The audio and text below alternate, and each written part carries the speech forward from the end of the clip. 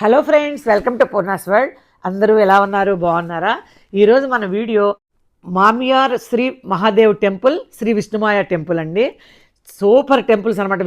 ఈ పవిత్రమైన రెండు దేవాలయాలు కేవలం ప్రార్థనా స్థలాలు మాత్రమే కాదండి, అపారమైనటువంటి ఆధ్యాత్మిక శక్తి మరియు భక్తికి కేంద్రాలు కూడా. మామియార్ మహాదేవ్ టెంపుల్ హిందూ పురాణాలలో శాంతి మరియు ఆశీర్వాదాలను కోరుకునే భక్తులకు ప్రశాంతమైన దైవిక వాతావరణాన్ని అందించే దేవాలయం. చరిత్ర ప్రాముఖ్యత కలిగిన అద్భుతమైన దేవాలయాలండి ఈ రెండు కూడా. ప్రతి ఒక్కళ్ళు చూసి తీరాల్సిన దేవాలయాలన్నమాట. గురువాయూర్ కృష్ణ భగవాను టెంపుల్ని దర్శించిన తర్వాత ఈ మామియార్ శ్రీ మహాదేవ్ టెంపుల్ని దర్శించుకోవాలి. మరి ఈ రెండు దేవాలయాలను దర్శించుకోబోయే ముందు ఈ వీడియోని ఒక లైక్ చేసి సబ్స్క్రైబ్ చేసేయండి. మరి ఇంత అద్భుతమైన దేవాలయాలను ఎక్కడా చూడలేరండి. ఈ వీడియో అంతా స్కిప్ చేయకుండా చూడండి, చాలా చాలా బాగుంటుందన్నమాట. ముఖ్యంగా విష్ణుమాయ టెంపుల్ అలాంటి దేవాలయం మనం ఎక్కడ ఇండియాలోనే చూడలేమన్నమాట. పెరుంగొట్టుకర దేవస్థానం అన్ని సమస్యలకు పరిష్కారం ఈ ఆలయంలో దొరుకుతుందని భక్తుల నమ్మకం. విష్ణుమాయ టెంపుల్ దాని ప్రత్యేకమైన ఆచారాలకు మరియు ప్రతికూల శక్తుల నుండి భక్తులను రక్షించడంలో ప్రసిద్ధి చెందిన శక్తివంతమైన దైవం విష్ణుమాయ స్వామి. ఆయన ఆశీస్సులకు ప్రసిద్ధి చెందిన దేవాలయమే విష్ణుమాయ దేవాలయం. మేము విష్ణుమాయ టెంపుల్లో ఉండగా 12 గంటలకండి కరెక్ట్గా నడుం చుట్టూ గజ్జలు కట్టుకొని ఒక వ్యక్తి వచ్చి కూర్చొని భక్తులు అడిగిన సమస్యలకు పరిష్కారాలు చెప్తూ ఉంటాడు. ఈయనేనండి కుట్టి చేతని ఈయనదే ఈ దేవాలయం. వాటన్నిటినీ చూసేద్దాం పదండి. విష్ణుమాయ టెంపుల్ అయితే అద్భుతమైన టెంపుల్. సృష్టిలోనే మనం ఎక్కడ చూడమేమో అటువంటి టెంపుల్ మీకు చూపించబోతున్నాను. ఆ శిల్పాలు చెక్కటాలు ఎంత బాగుంటాయోనండి.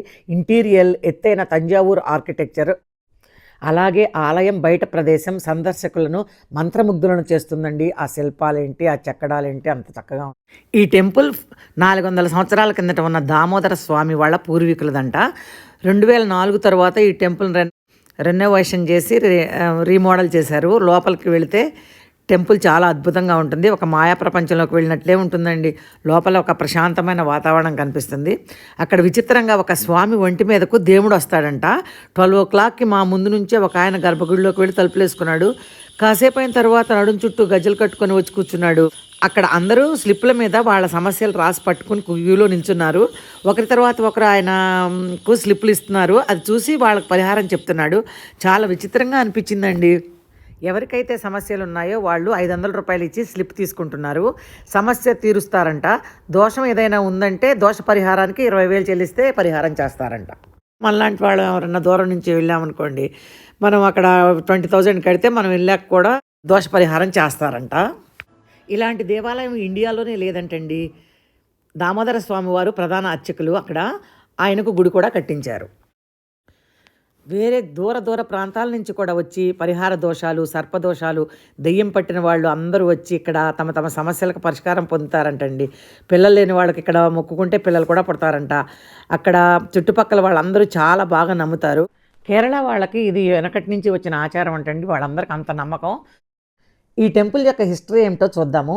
కుట్టి చేతన వాహనం గేద, చేతబడి లాంటివి తొలగించడంలో 400 సంవత్సరాల ఒకరోజు శివుడు అడవిలోని జంతువులను వేటాడడానికి పులికినాని అనే ప్లేస్కి వెళ్ళాడంట. అక్కడ విశ్రాంతి తీసుకుంటున్నప్పుడు ఒక అందమైన కన్యను చూశాడు. ఆమె అందాన్ని చూసి ముగ్ధుడై ఆ మహిళను వివరాలు అడిగి తెలుసుకున్నాడు. శివుడు ఆ మహిళ పైన ఉన్న ఆసక్తిని ఆమెకు చెప్పాడంట. ఆ మహిళ పేరు కూలినాని. ఆమె పార్వతీదేవి భక్తురాలు. తను మాట్లాడుతున్నది మామూలు వేటగాడు కాదు, సాక్షాత్తు ఆ పరమేశ్వరుడిని గ్రహించింది. శివుడు ఒక్కసారే అలా అడిగేసరికి ఏం చెప్పాలో తెలియక కొంత సమయం కావాలని అడిగిందంట. మళ్ళీ అదే ప్రదేశంలోకి కలుస్తానని వెళ్ళిపోయింది. తర్వాత పార్వతీదేవిని ప్రార్థించి తన సమస్యను పార్వతీదేవికి చెప్పిందంట. తనకు పరిష్కార మార్గం చూపించమని వేడుకుంది. పార్వతీదేవి ప్రత్యక్షమై కూలివాక స్థానంలో తనే స్వయంగా శివుని దగ్గరకు వెళ్తానని చెప్పి ఆమెను ఓదార్చింది. పార్వతీదేవి మహావిష్ణువు సహాయంతో మారువేషంలో శివుడిని కలుస్తుంది. శివుడు కూలివాక రూపంలో ఉన్న పార్వతీదేవి సంగమిస్తారు. పార్వతీదేవి తల్లి అవుతుంది. పార్వతీదేవి తన గర్భాన్ని ఘనపదార్థంగా మార్చి కూలివాకకు ఇస్తుంది. శివపార్వతుల అంశతో కలిగిన బిడ్డ తన కడుపులో జన్మిస్తుందని కూలివాకను ఆశీర్వదిస్తుంది. ప్రసవం సమీపిస్తున్నప్పుడు తీవ్రమైన నొప్పితో కూలివాక బాధపడుతూ ఆ నొప్పిని తట్టుకోలేక మహావిష్ణువుని ప్రార్థిస్తూ తనకు నొప్పి కలగకుండా ప్రసవం అయ్యేటట్లు చూడమని ప్రార్థిస్తుంది. ఆమె ప్రార్థనతో ప్రసవం సులువుగా జరిగి ఒక మగబిడ్డకు జన్మనిస్తుంది. విష్ణుమాయతో జన్మించిన ఆ బిడ్డకు విష్ణుమాయ అని పేరు పెట్టారు. విష్ణుమాయ అడవి స్త్రీకి జన్మించినందువలన అతనిని చేతన అని పిలుస్తారు. చిన్నవాడవటం మూలన కుట్టి చేతనగా పిలువబడతాడు. తన మతపరమైన ఆచారాలు పేరు పెట్టడం కోసం పిల్లవాడి తండ్రి అయిన శివుడు నివసించే కైలాసానికి తీసుకెళ్లాలని కూలివాక నిర్ణయించుకుంది. కైలాసంలో కూలివాకను చూసి శివుడు పార్వతికి తెలియకుండా తన కుమారుని తన వద్దకు తీసుకురమ్మని తన అనుచరులను పంపుతాడు. కానీ పార్వతీదేవికి విషయాలన్నీ తెలుసు కాబట్టి తను కూడా శివుని దగ్గరకు చేరుకుని జరిగినదంతా శివునికి తెలియజేస్తుంది. పార్వతీదేవి చెప్పిన విషయాలకు సంతోషించి ఆ బిడ్డకు పసుపుని అలంకరించి విష్ణు అని నామకరణం చేస్తాడు.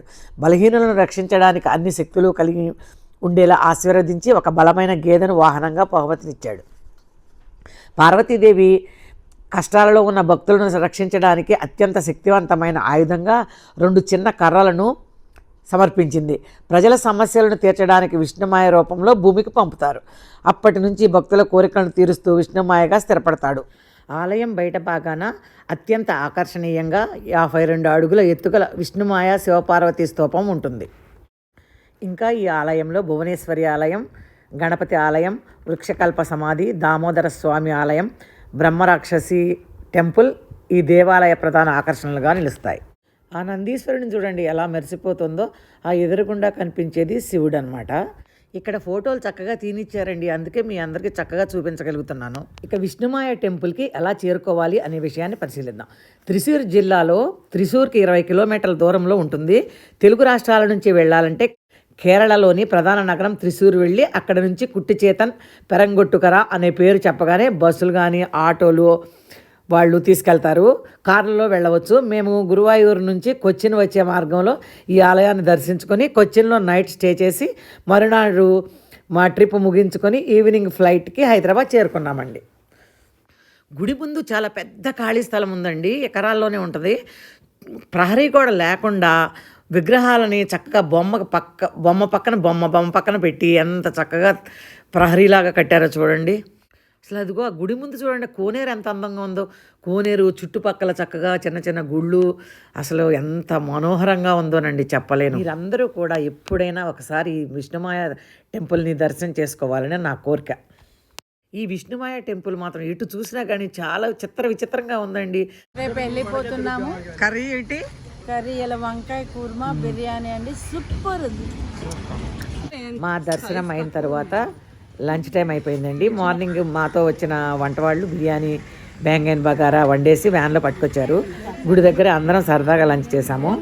ఈ వీడియో మీకు నచ్చినట్లయితే కామెంట్ బాక్స్లో కామెంట్ చేయండి. ఈ వీడియోని లైక్ చేసి మీ ఫ్రెండ్స్కి, రిలేటివ్స్కి షేర్ చేయండి. ఫస్ట్ టైం సబ్స్క్రైబ్ చేసుకునేవాళ్ళు పూర్ణాస్ వరల్డ్ యూట్యూబ్ ఛానల్ని సబ్స్క్రైబ్ చేసుకోవటం మాత్రం మర్చిపోకండి. Thanks for watching.